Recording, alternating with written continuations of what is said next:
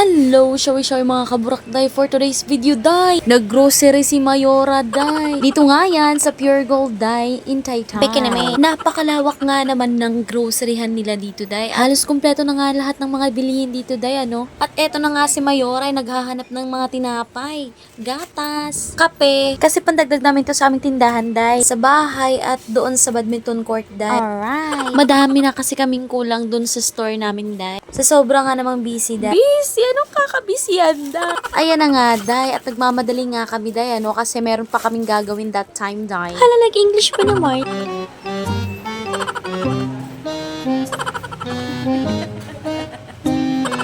Dumaretso na nga kami sa counter, inday, ano, at ako na nag-arrange, day, ng mga pinamili namin kasi walang bagger si ate. Day, ano yun, Day?